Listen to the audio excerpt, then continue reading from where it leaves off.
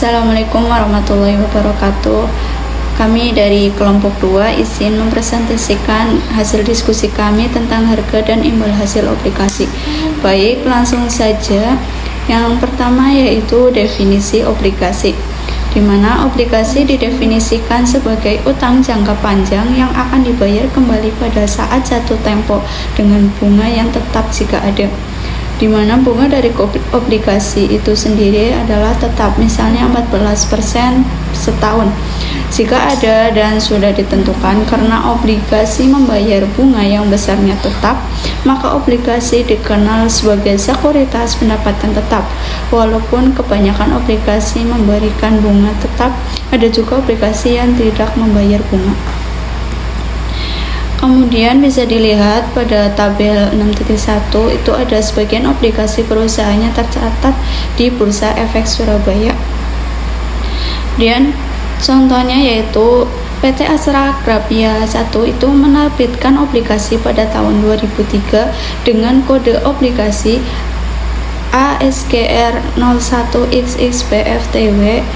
Bisa dilihat pada penjelasan kode ini di subbab selanjutnya sebesar 150 miliar, di mana obligasi ini jatuh tempo pada tanggal 27 Oktober 2008, di mana suku bunga yang dibayarkan oleh obligasi ini adalah bunga tetap sebesar 13,375% setahun.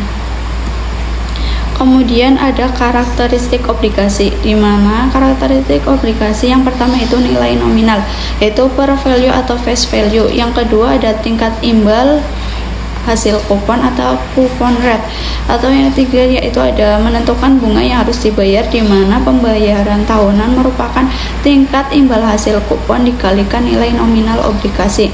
Yang keempat yaitu adanya kontrak obligasi atau bond indenture. Yang terakhir yaitu mencakup nilai kupon, tanggal jatuh tempo, dan nilai nominal. Dan selanjutnya ada kode obligasi. Obligasi yang tercatat di pasar modal diberi kode, di mana kode obligasi ini dimaksudkan untuk membedakan satu obligasi dengan obligasi yang lain untuk kepentingan pencarian dan organisasi data di komputer dan untuk menunjukkan karakteristik dari obligasinya. Misalnya, untuk pasar modal Bursa Efek Surabaya, obligasi-obligasi diberi kode sepanjang 12 karakter, di mana kode ini dimulai untuk obligasi-obligasi yang tercatat setelah tanggal 3 April 2000. Kode obligasi ini adalah sebagai berikut ini. Pertama yaitu kode AAA, di mana singkatan nama dari perusahaan penerbit obligasi. Kemudian ada BB, itu merupakan kode untuk nomor obligasi yang diterbitkan. Kemudian CC itu suku bunga, di mana jika mempunyai beberapa suku bunga dan opsi-opsi turunan. Kemudian D, di mana tipe dari obligasi, yaitu B atau bonds, C convertible bonds, W untuk bond with warrants, T untuk medium term notes, Y untuk money market, dan M untuk miscellaneous. Kemudian E yaitu tipe dari suku bunga, yaitu F atau fixed rate, Z untuk zero rate atau diskon, dan V untuk variabel dapat berupa floating rate, revenue sharing, fixed and floating rate, dan lainnya. Sedangkan FG untuk kode dari scriptless. Dan contohnya yaitu PT Atra Sedaya Finance Tbk pada tahun 2004 mengeluarkan obligasi-obligasi seri yang kelima. Obligasi ini terdiri dari 3 seri, yaitu seri A, B, dan C, di mana obligasi-obligasi ini diberi kode ASDF 05A, ASDF 05B, dan ASDF 05C. Kemudian contoh 6.3 yaitu Bank BPS 1 pada tahun 2003 itu menerbitkan obligasi pertama di Bursa Efek Surabaya. Tipe dari sekuritas adalah bond atau diberi kode B.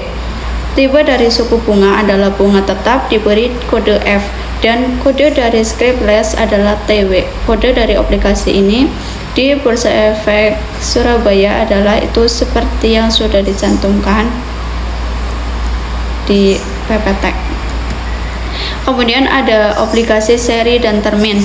Yang pertama ada serial bond atau obligasi seri, di mana serial bond itu merupakan suatu kelompok obligasi yang obligasinya akan jatuh tempo berurutan, di mana yaitu satu atau lebih obligasi akan jatuh tempo periode berikutnya setelah satu atau lebih obligasi lainnya jatuh tempo. Kemudian term bond atau obligasi termin, di mana obligasi yang jatuh tempo bersamaan waktunya.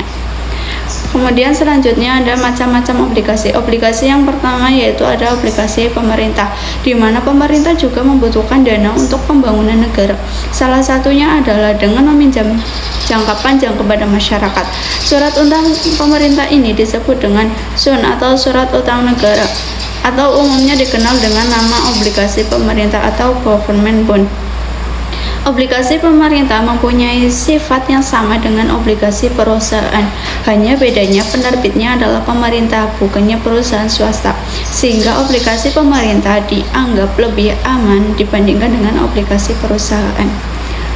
Kemudian ada tabel 6.2, itu sebagian obligasi pemerintah yang tercatat di Bursa Efek Surabaya.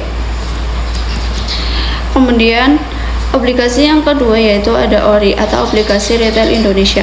Obligasi negara retail atau obligasi retail Indonesia adalah obligasi yang diterbitkan negara dan dijual kepada perseorangan khusus warga negara Indonesia melalui agen penjual, yaitu bank atau lembaga keuangan yang ditunjuk Republik Indonesia. Diterbitkan dengan menggunakan dasar-dasar hukum Undang-Undang Nomor 24 Tahun 2002 tentang Surat Utang Negara dan Peraturan Menteri Keuangan Nomor 36/PMK 06/2006 tentang penjualan obligasi. Kemudian investasi ORI memiliki beberapa keunggulan, diantaranya yang pertama yaitu tingkat bunga yang cenderung lebih tinggi dari tingkat bunga deposito. Yang kedua yaitu ada risiko investasi ORI relatif kecil, kemungkinan terjadinya gagal bayar kecil karena dijamin oleh undang-undang, yakni Undang-Undang Nomor 24 Tahun 2002 tentang Surat Utang Negara. Kemudian yang ketiga yaitu ORI cukup liquid dan mudah dicairkan, dapat diperdagangkan di pasar sekunder sesuai dengan harga pasar. Walaupun risiko investasi ORI ini relatif kecil, bukan berarti investasi ORI itu tanpa risiko. Risiko yang mungkin terjadi adalah capital loss. Ini terjadi jika harga jual ORI lebih rendah dibandingkan harga belinya. Walaupun hal ini dapat dihindari dengan tidak menjual ORI sampai dengan jatuh tempo. Selanjutnya macam-macam obligasi. Bisa dilihat pada tabel 6.3, yaitu daftar obligasi retail Indonesia atau ORI seri ORI 001 sampai ORI 013. Lalu yang pertama ada municipal bond. Municipal bond adalah obligasi yang dikeluarkan oleh pemerintah daerah seperti misalnya pemerintah provinsi, kota, dan kabupaten. Pemerintah daerah biasanya mengeluarkan obligasi ini untuk pembiayaan modal seperti membangun jalan raya, perumahan rakyat, rumah sakit umum, universitas, dan lainnya. Lalu pendapatan dari pembiayaan modal ini akan digunakan untuk membayar kembali utang obligasinya. Bukan berarti pihak penerbit obligasi ini adalah pemerintah daerah, maka obligasi ini tidak mengandung risiko sama sekali. Pemerintah kota New York misalnya pada tahun 1975 pernah merestrukturasi obligasinya dengan waktu jatuh tempo yang lebih lama.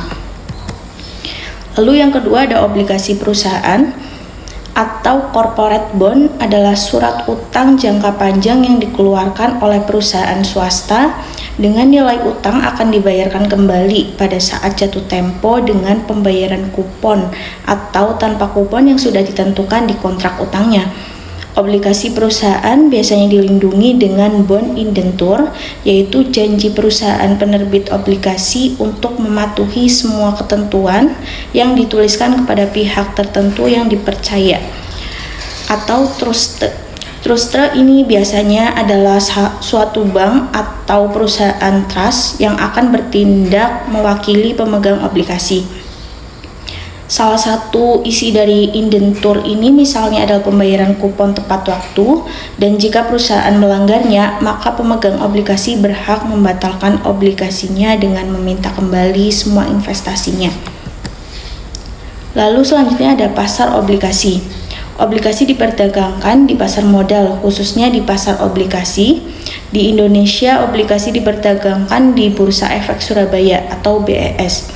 Berikut ini adalah data obligasi di pasar obligasi selama tahun 2003, 2004, dan 2005. Bisa dilihat pada tabel 6.4, yaitu data pasar obligasi di Bursa Efek Surabaya. Lalu ini lanjutannya dari tabel 6.4, dan selanjutnya ada nilai obligasi.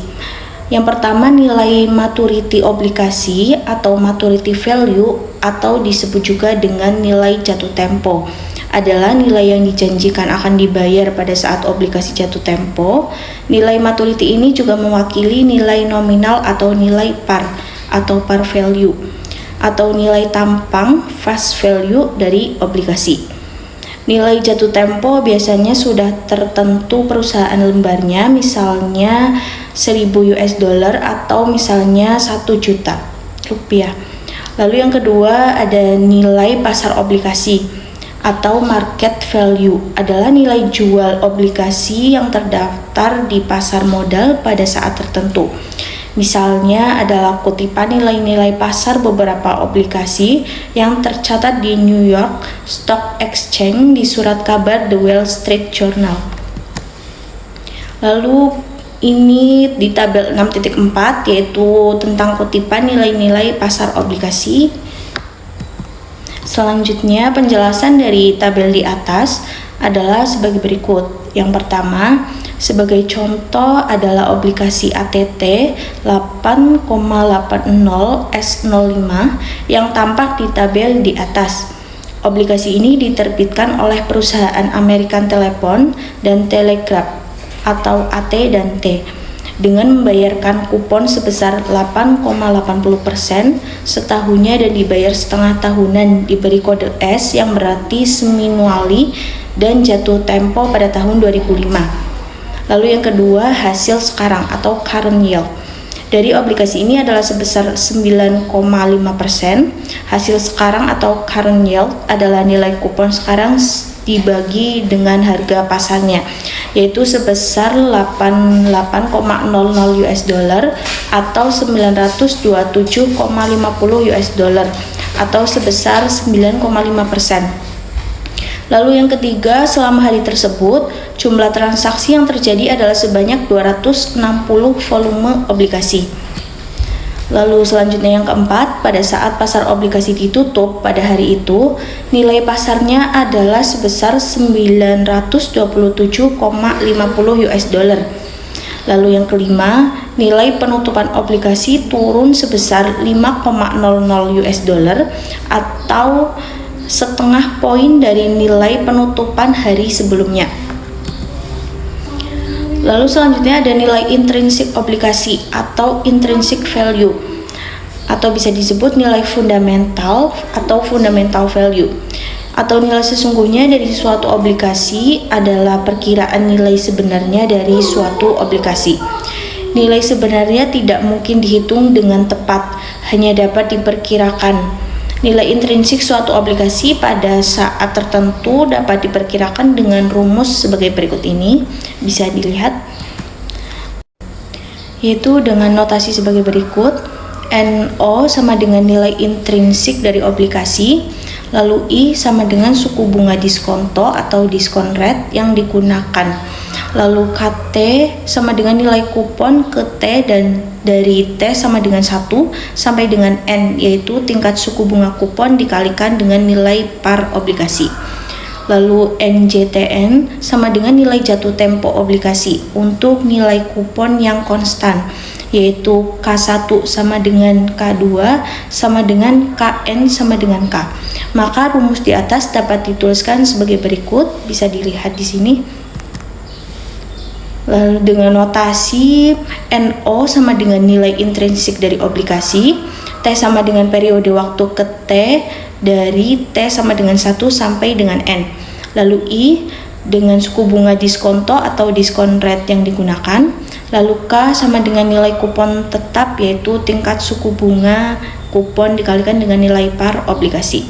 Dan NJTN sama dengan nilai jatuh tempo obligasi Dan obligasi dapat berupa kupon bond atau obligasi kupon dan pure discount bond atau obligasi kupon adalah obligasi yang membayar kupon. Kupon adalah bunga yang dibayarkan oleh obligasi untuk setiap periode tertentu, umumnya tiap setengah tahun atau tahunan. Baik, selanjutnya ada pure discount bond atau obligasi dengan diskon murni. Merupakan obligasi yang tidak membayar kupon, sehingga obligasi dijual dengan harga diskon. Jika obligasi tidak membayar kupon, maka nilai intrinsik dari obligasi pada saat tertentu dapat diperkirakan dengan rumus NO sama dengan NJTN per 1 plus I pangkat N, di mana NO sama dengan nilai intrinsik dari obligasi, sedangkan I sama dengan suku bunga diskonto atau discount rate yang digunakan.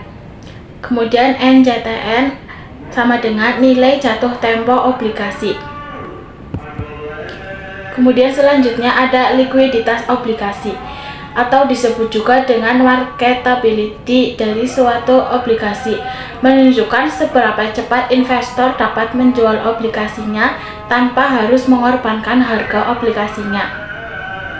Salah satu pengukuran dari likuiditas obligasi adalah rentan permintaan penawaran, yang menunjukkan perbedaan antara nilai permintaan tertinggi investor mau menjual dan penawaran terendah dealer mau membeli. Obligasi yang aktif diperdagangkan akan cenderung mempunyai bid-ask spread yang rendah dibandingkan dengan yang tidak aktif diperdagangkan. Kemudian selanjutnya ada tabel sebagian transaksi obligasi di BES. Dapat dilihat tabelnya. Kemudian dari tabel di atas, beberapa obligasi tidak diperdagangkan selama 1 minggu terakhir, tetapi semua obligasi diperdagangkan selama 4 minggu terakhir. Misalnya obligasi dengan kode TLKM 01XXBF-TW yang diterbitkan oleh perusahaan dengan Telkom bunga tetap sebesar 17% setahun dengan tanggal jatuh tempo 16 Juli 2007 selama 1 minggu terakhir diperdagangkan sebesar 11 miliar.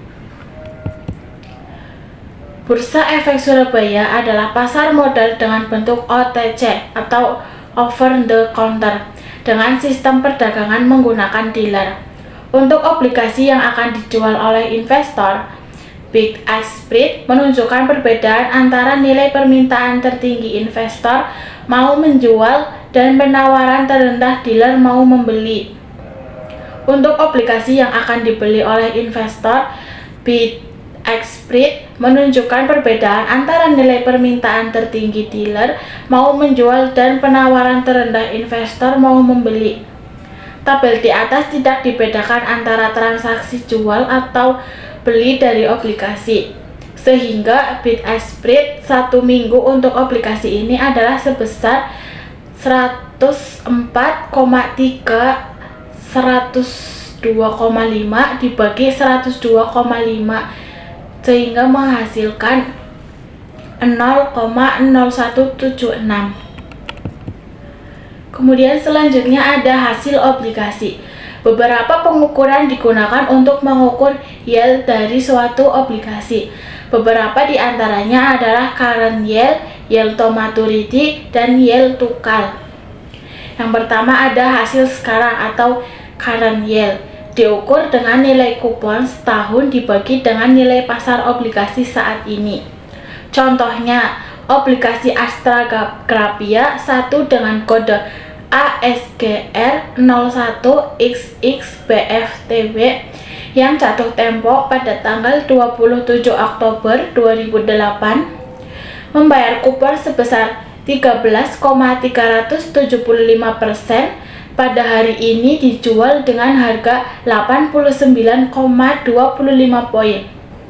Hasil sekarang atau current yield dari obligasi ini adalah sebesar 133,750 dibagi 892,500 sehingga menghasilkan 14,986%. Kemudian yang kedua ada hasil sampai maturity atau yield to maturity, di mana tingkat return dari obligasi yang dibeli dengan harga pasar sekarang dan disimpan sampai jatuh tempo. Yield to maturity atau YTM dapat diperoleh dengan mencari tingkat diskonto yang menyebabkan nilai sekarang dari semua aliran kas sama dengan nilai pasar sekarang dari obligasi. Untuk obligasi yang membayar kupon, YTM dapat dinyatakan dalam rumus NO sama dengan K1 per 1 plus YTM pangkat 1 plus K2 per 1 plus YTM pangkat 2 sampai KN plus 1 plus YTM pangkat N plus NJTN per 1 plus YTM pangkat N, di mana YTM adalah yield to maturity, NO sama dengan nilai pasar sekarang dari obligasi, KT adalah nilai kupon KT dengan T1 sampai dengan N, yaitu tingkat suku bunga kupon dikalikan dengan nilai par obligasi, sedangkan NJTN adalah nilai jatuh tempo obligasi. Nilai dari YTM dapat dihitung cara trial and error dengan menyamakan nilai pasar sekarang dari obligasi atau NO dengan nilai sekarang aliran-aliran kas. Dengan demikian, dari YTM adalah nilai dari internal rate of return atau IRR. Contohnya, seorang investor membeli obligasi 5 tahun pada tahun 2001 yang lalu dengan nilai pasar 990 poin sebesar 990.000 per lembar. Obligasi ini membayar bunga variabel atau floating rate yaitu sebesar 4% sebesar 40.000. Pada tahun 2002 4,5% sebesar 45.000. Pada tahun 2003 5% sebesar 50.000. Pada tahun 2004 dan 5,5% sebesar 55.000 pada tahun 2005. Obligasi ini jatuh tempo pada tahun 2005. Nilai dari YTM adalah sebesar 990.000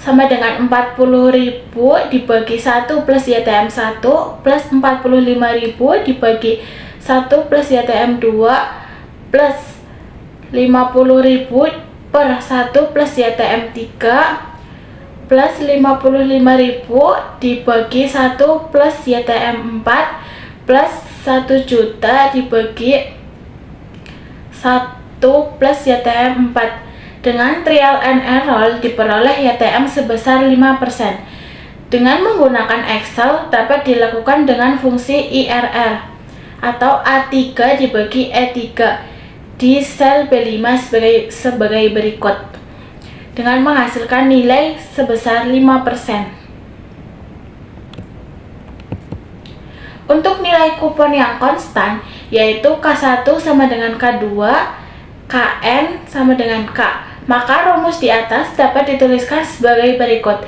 NO sama dengan sigma N K per 1 plus YTM 1 plus NJTN per 1 plus YTM N, di mana YTM adalah yield to maturity, T sama dengan periode waktu ke T dari T1 sampai dengan N, NO sama dengan nilai pasar dari obligasi, K sama dengan nilai kupon yaitu tingkat suku bunga kupon dikalikan dengan nilai par obligasi, sedangkan NJTN adalah nilai jatuh tempo obligasi.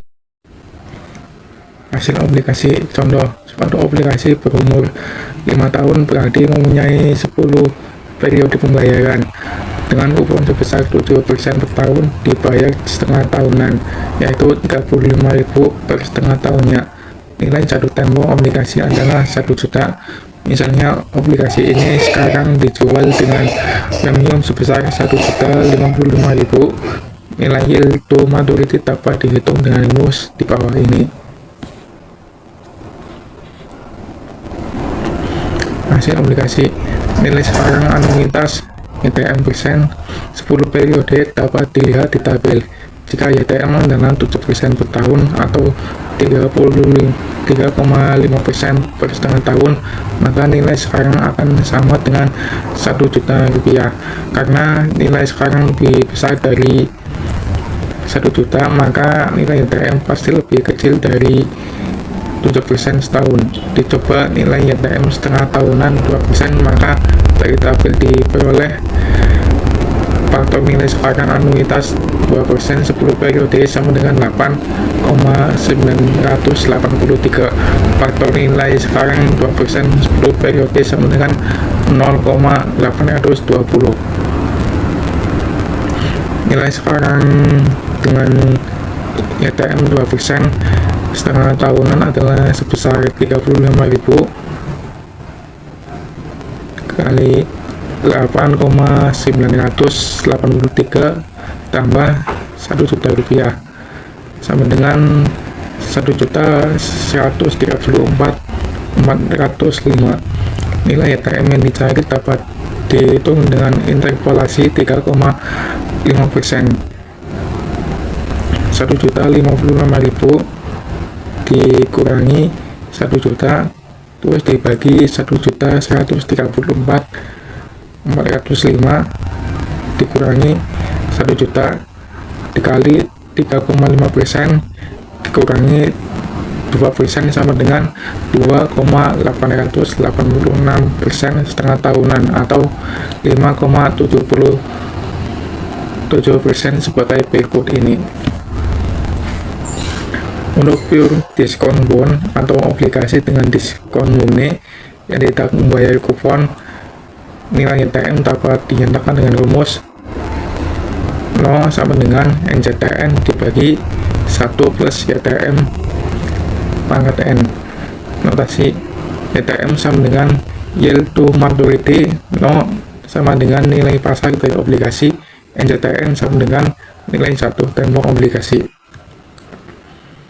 Contoh obligasi berumur 5 tahun yang tidak membayar kupon dengan nilai jatuh tempo obligasi adalah 1 juta rupiah, dan sekarang nilai jual dengan diskon 555.000 rupiah.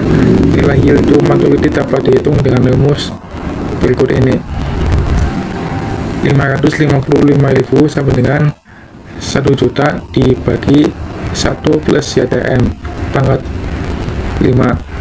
1 plus YTM pangkat 5 sama dengan 1 juta rupiah dibagi 555.000. 1 plus YTM pangkat 5 sama dengan 1,880.180. 1 plus YTM sama dengan 1,80180 pangkat 1/5. 1 plus YTM sama dengan 1,12497. YTM sama dengan 0,12497 sama dengan 12,497%. Nilai YTM dapat juga dicari lewat tabel.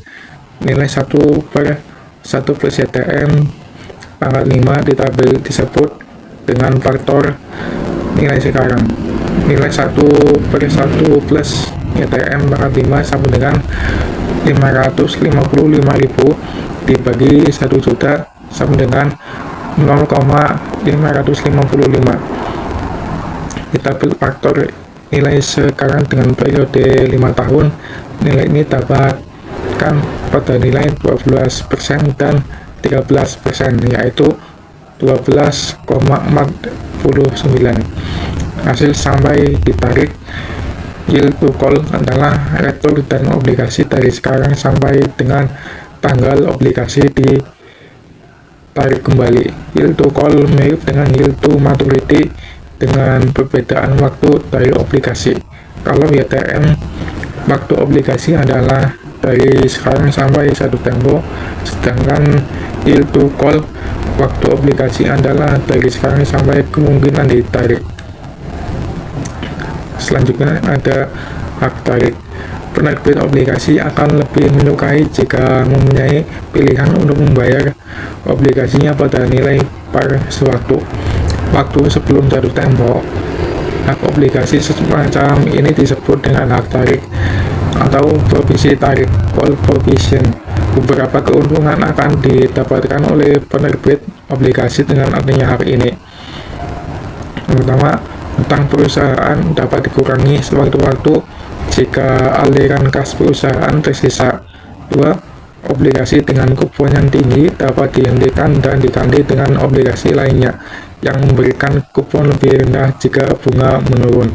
3. Menyediakan sinyal baik bagi perusahaan yang menunjukkan bahwa perusahaan menguntungkan sehingga tersedia banyak aliran kas tersedia dan perusahaan beranggapan bahwa obligasi adalah murah untuk ditarik kembali. Keempat, menyediakan opsi tarik atau call option kepada perusahaan dengan gratis.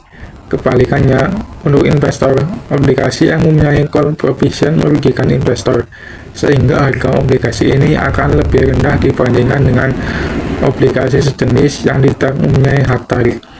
Obligasi dengan call provision ini sebenarnya menyediakan suatu opsi kepada perusahaan untuk dapat membeli kembali obligasinya sewaktu-waktu. Opsi ini sama dengan opsi tarik atau call option. Dengan demikian, harga diri dari obligasi dengan call provision adalah nilai obligasi yang tanpa call provision dikurangi dengan nilai call option. Selanjutnya ada rentang hasil. Rentang hasil atau yield spread adalah perbedaan antara yield to maturity atau YTM yang dijanjikan dengan YTM suatu obligasi bebas gagal atau default free yang mempunyai nilai kupon dan waktu maturity yang sama. Premium gagal atau default premium adalah perbedaan hasil dari YTM dijanjikan dengan YTM diharapkan. Premium risiko atau risk premium adalah perbedaan antara YTM diharapkan dengan YTM suatu obligasi bebas gagal atau default free yang mempunyai nilai kupon dan waktu maturity yang sama. Contoh dari rentang hasil, suatu obligasi mempunyai probabilitas kegagalan sebesar 10%. Jika terjadi kegagalan, investor hanya akan menerima 70% dari nilai pasar, sehingga nilai obligasi yang tidak terbayar 100% dikurangi 70% sama dengan 30% atau 0,3.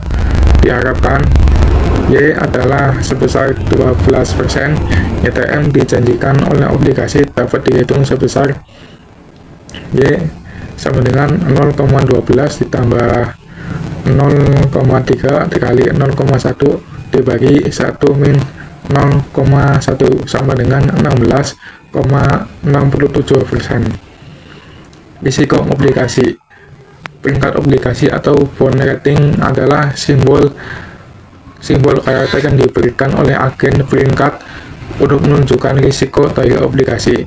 Dua buah agen peringkat obligasi terkenal di dunia dengan standar dan Poor's atau S&P Corporation dan Moody's Investor Service. Teorema penilaian obligasi. Hasil pasar atau market yield adalah hubungan antara perubahan suku bunga terhadap bunga obligasi. Malkiel pada tahun 1962 memperkenalkan 5 teorema tentang hubungan antara harga-harga obligasi dengan hasil-hasilnya atau yield. Teorema ini disebut dengan Malkiel-Bond Theorem. Teorema yang pertama, harga dari obligasi akan bergerak berlawanan dengan hasil pasar atau market yield.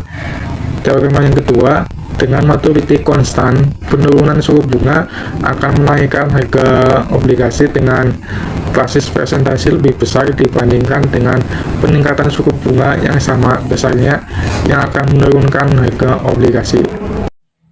Selanjutnya ada teorema 3, di mana untuk suatu perubahan suku bunga yang tertentu, besarnya perubahan harga obligasi akan berhubungan positif dengan maturnity, yaitu semakin lama maturnity-nya, semakin besar perubahan obligasinya.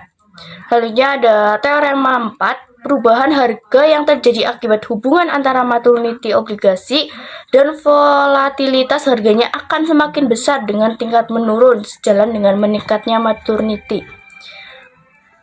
Selanjutnya ada teorema 5, di mana persentase perubahan harga obligasi akibat dari perubahan suku bunga akan lebih kecil jika tingkat kupon lebih tinggi.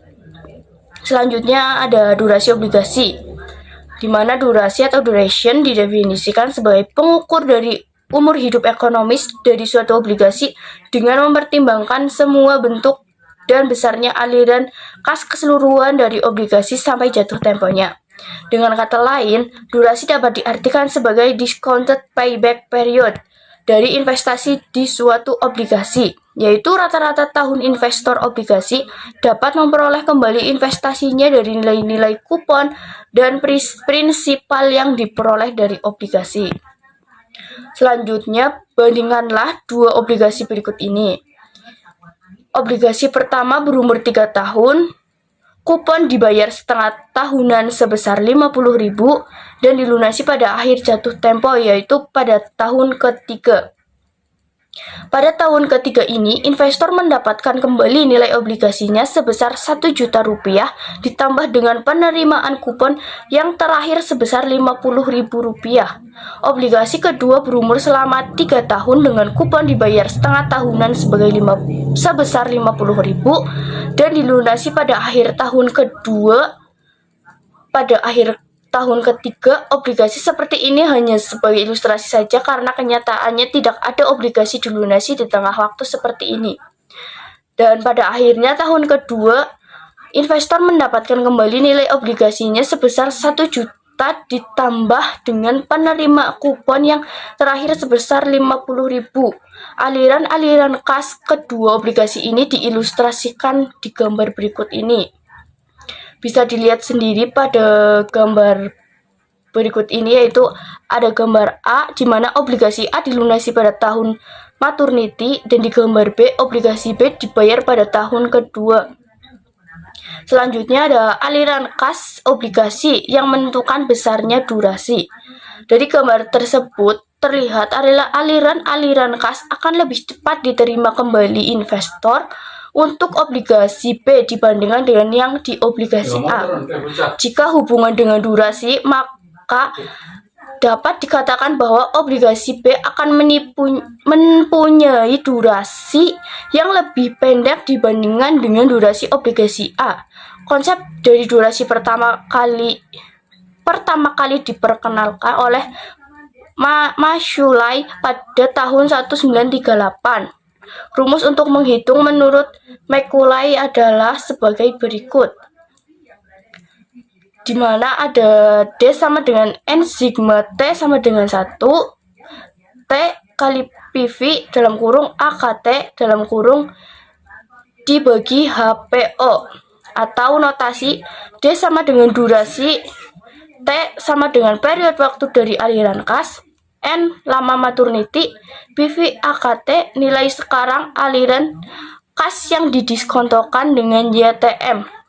Yang terakhir ada HPO sama dengan harga pasar obligasi. Selanjutnya ada durasi obligasi. Contoh 6.9. Suatu obligasi dengan tingkat kupon 14% dibayar setengah tahunan mempunyai nilai par sebesar 1 juta dengan maturnity 5 tahun. Karena kupon dibayar setengah tahunan, maka periode pembayaran obligasi adalah 10 periode. Lihat kolom 1 di tabel 6.10 berikut. Dengan setiap periode dibayar kupon sebesar 14% per 2 kali 1 juta rupiah sama dengan 70.000 rupiah periode akhir. Selain kupon sebesar 70.000 rupiah, investor juga menerima nilai prinsipalnya sebesar 1 juta rupiah. Lihat aliran kas obligasi di kolom 2 di tabel 6.10. Nilai-nilai aliran selama 10 periode ini dinilai sekarang kan dengan N sebesar 14% setahun atau 7% setengah tahunan dengan hasil di kolom 4 di tabel 6.10. Dan hasilnya dijumlahkan dan dibagi dengan nilai pasar obligasi.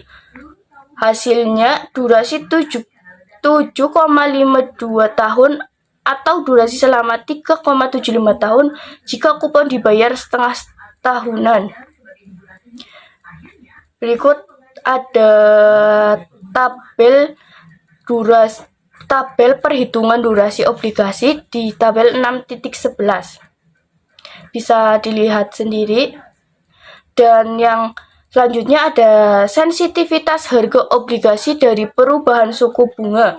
Nilai obligasi setiap saat ini dapat dihitung dengan mengestimasikan perubahan harga obligasi dari harga sebelumnya. Dengan mengetahui perubahan harga obligasi, maka nilai obligasi sekarang dapat dihitung. Persentase perubahan harga obligasi dapat dihitung dengan rumus delta P per P sama dengan minus D dibagi 1 tambah I dikali delta I. Notasi delta P sama dengan perubahan harga obligasi, P sama dengan harga dari obligasi, D sama dengan durasi dari obligasi, I sama dengan suku bunga sebelum perubahan, dan delta I perubahan suku bunga. Selanjutnya contoh nomor 6.12. Suatu obligasi dengan durasi selama 3,75 tahun, harga obligasi terakhir sebelum suku bunga berubah dari 14% menjadi 15% adalah sebesar Rp1.234.000. Perkiraan sensitivitas perubahan harga obligasi dapat dihitung sebesar delta P per P sama dengan minus 3,7 per 1 tambah 0,07 dikali 15% dikurangi 14% sama dengan minus 3,514 kali 1 sama dengan minus 3,514%. Dan perkiraan perubahan harga obligasi adalah sebesar delta P sama dengan minus 3,514% dikali P sama dengan minus 3,514% dikali 1.234 sama dengan minus 43.363. Selanjutnya, maka harga obligasi sekarang akan turun sebesar 43.363 sehingga harga sekarang obligasi akibat kenaikan 1% suku bunga menjadi sebesar Rp1.234.000 dikurangi 43.363 sama dengan 1.190.637 rupiah. Selanjutnya ada imunisasi. Imunisasi atau immunization adalah strategi investasi di obligasi yang menyamakan durasi dari obligasi atau portofolio obligasi dengan waktu lumayan investasi untuk menghilangkan resiko perubahan suku bunga. Di mana strategi imunisasi dapat diilustrasikan sebagai berikut. Seorang investor mempunyai dana menganggur saat ini dan membutuhkan aliran kas masuk sebesar Rp1 juta. Nanti pada akhir tahun kedua, untuk keperluan ini dapat melakukan beberapa alternatif. Yang pertama ada alternatif 1, di mana investor membeli obligasi yang durasinya tidak sama dengan lama periode investasinya. Misalnya investor membeli obligasi dengan kupon sebesar 14%. Setahun dibayar tengah tahunan, suku bunga sekarang adalah 20% setahun. Umur obligasi 5 tahun, durasi 3. Berikut contoh dari imunisasi alternatif 1. Next, imunisasi. Jika investor membeli obligasi ini dan karena obligasi jatuh tempo 5 tahun lagi, maka dia harus menjualnya pada akhir tahun kedua. Suku bunga pada akhir tahun kedua ini dapat naik atau turun. Jika pada akhir tahun kedua ini suku bunga naik, harga obligasi akan turun dan investor akan mengalami resiko kerugian penurunan nilai obligasi karena harus menjualnya dengan harga yang lebih rendah Resiko ini disebut dengan resiko suku bunga atau interest rate risk. Sebaliknya, jika pada akhir tahun kedua ini suku bunga turun, harga obligasi akan naik dan investor akan mengalami keuntungan kenaikan nilai obligasi. Next, ada alternatif kedua, yaitu investor membeli obligasi dengan kupon sebesar 16% setahun dibayar tengah tahunan. Suku bunga sekarang adalah 20% setahun.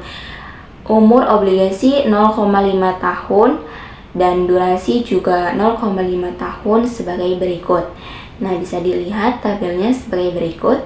Next, jika investor membeli obligasi ini, maka dia harus menginvestasikannya kembali setiap setengah tahun sampai akhir tahun kedua. Suku bunga pada akhir tengah tahun ini dapat naik atau turun. Nah, jika suku bunga turun, harga obligasi akan naik dan investor akan mengalami resiko kerugian kenaikan nilai obligasi dengan investasi kembali yang lebih mahal karena harus membeli obligasi yang lebih tinggi nilainya, atau kerugian akan menginvestasikan ke obligasi dengan tingkat bunga yang lebih rendah. Risiko ini disebut dengan risiko investasi kembali atau reinvestment rate risk. Sebaliknya, jika suku bunga naik, harga obligasi akan turun dan investasi akan mengalami keuntungan penilaian nilai obligasi dengan investasi kembali yang lebih murah. Next, ini ada gambar kerugian dan keuntungan menjual atau membeli obligasi akibat perubahan suku bunga. Next, ini ada penjelasannya. Jika suku bunga naik sehingga harga obligasi turun, efek terhadap harga obligasi merugikan jika dijual, tetapi efek terhadap investasi kembali menguntungkan. Jika suku bunga turun sehingga harga obligasi naik, efek terhadap investasi kembali merugikan karena harus membeli kembali obligasi, tetapi efek terhadap harga obligasi menguntungkan jika dijual. Imunisasi sebenarnya dapat dilakukan dengan menginvestasikan ke suatu obligasi yang mempunyai durasi sama dengan lama periode investasinya. Misalnya, pada ilustrasi sebelumnya, investor memerlukan aliran kas setelah 2 tahun, sehingga periodenya investasinya adalah 2 tahun. Imunisasi dapat dilakukan dengan menginvestasikan ke obligasi dengan waktu durasi 2 tahun. Next. Permasalahannya adalah tidak mudah mencari suatu obligasi yang lama durasinya dapat persis sama dengan lama periode investasinya. Oleh karena itu, imunisasi biasanya dilakukan dengan membentuk suatu portofolio obligasi yang durasinya sama dengan periode investasi. Durasi portofolio dapat dihitung dengan rumus sebagai berikut, yaitu durasi P sama dengan W1 dikali durasi 1 ditambah W2 dikali durasi 2. Dengan notasi durasi P sama dengan durasi portofolio obligasi. Durasi 1 yaitu durasi obligasi ke-1, durasi 2 yaitu durasi obligasi kedua, W1 yaitu proporsi obligasi ke-1 di portofolio, W2 proporsi obligasi kedua di portofolio dengan W1 ditambah W2 sama dengan 1. Next, ada penarikan kembali obligasi perusahaan. Beberapa obligasi perusahaan diterbitkan dengan hak untuk menarik kembali bagi penerbitnya. Berbeda dengan obligasi pemerintah yang tidak menyertakan hak tersebut. Hak untuk menarik kembali ini memungkinkan penerbit obligasi untuk membeli kembali obligasi tersebut pada harga penarikan kembali atau call price yang telah ditentukan sebelum jatuh tempo. Obligasi yang dapat ditarik kembali biasanya mempunyai periode perlindungan atas penarikan kembali, yaitu waktu di mana obligasi tersebut tidak dapat ditarik kembali. Obligasi jenis ini dinamakan obligasi yang penarikan kembalinya ditangguhkan atau deferred callable bonds.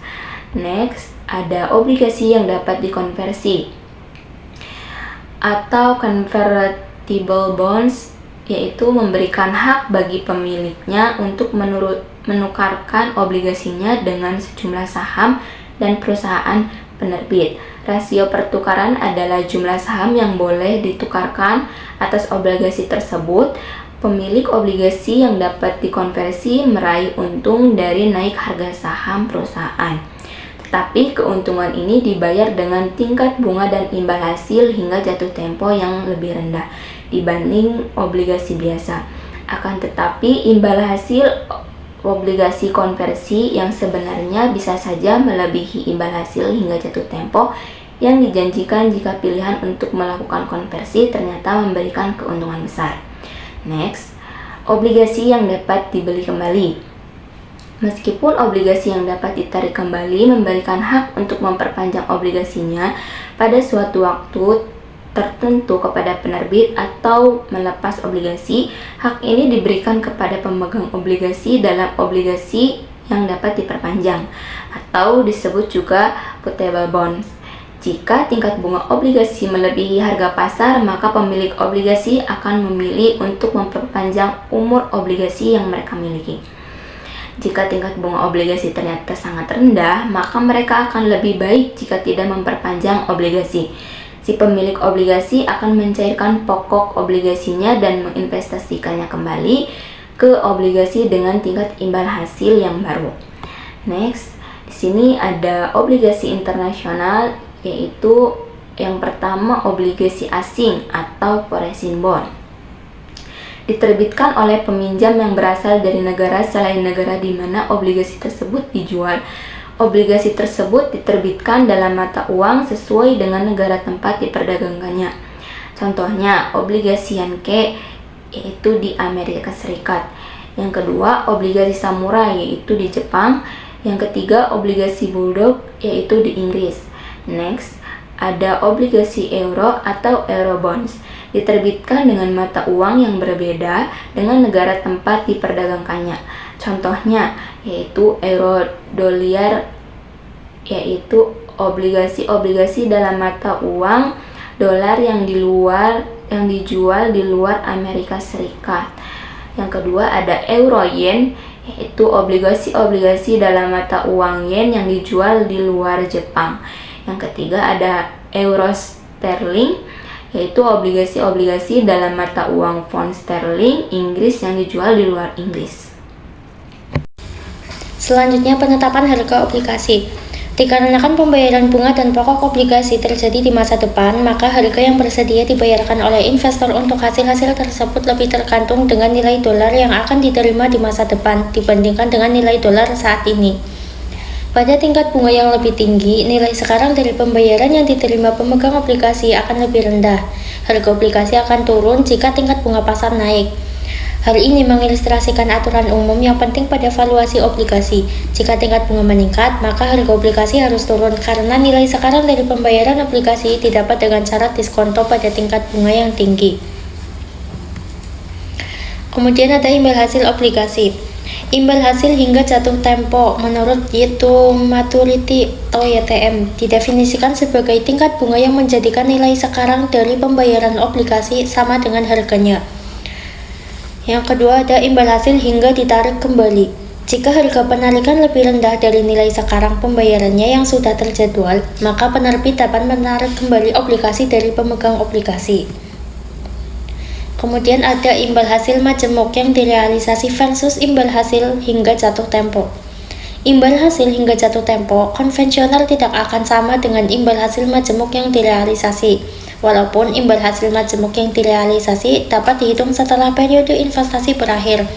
Imbal hasil majemuk yang direalisasi tidak dapat dihitung pada periode sebelumnya tanpa adanya perkiraan mengenai tingkat bunga masa depan saat investasi kembali dilakukan.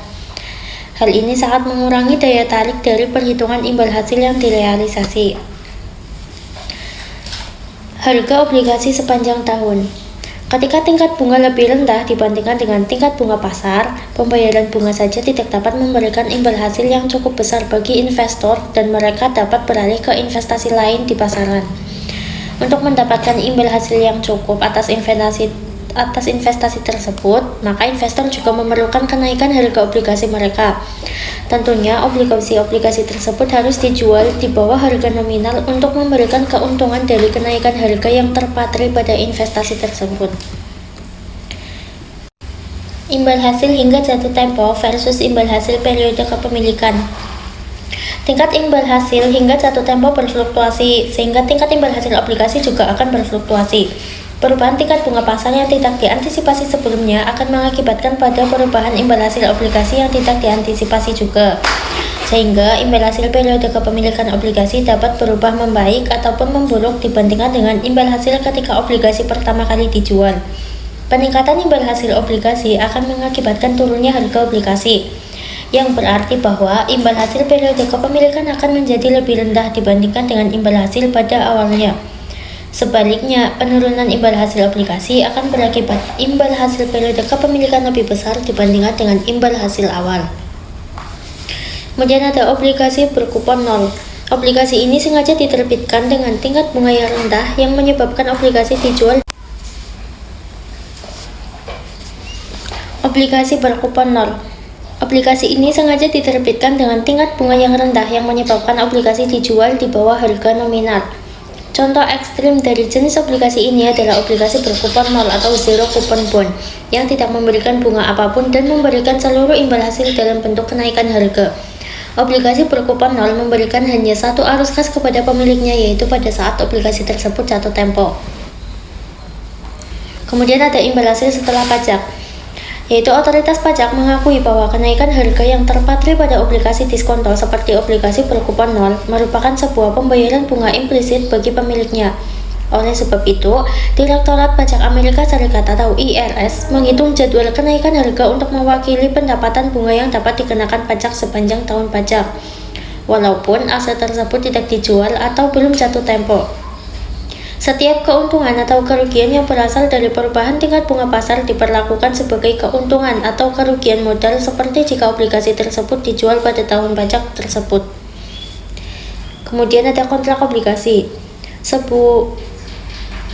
Sebuah obligasi diterbitkan dengan suatu kontrak atau indentur, yaitu kontrak antara pihak penerbit dan pihak obligasi. Salah satu bagian dari kontrak tersebut adalah serangkaian pembatasan yang melindungi hak-hak pemegang obligasi. Pembatasan tersebut termasuk bagian atas agunan, dana pelunasan, kebijakan dividen, dan juga peminjaman yang akan datang.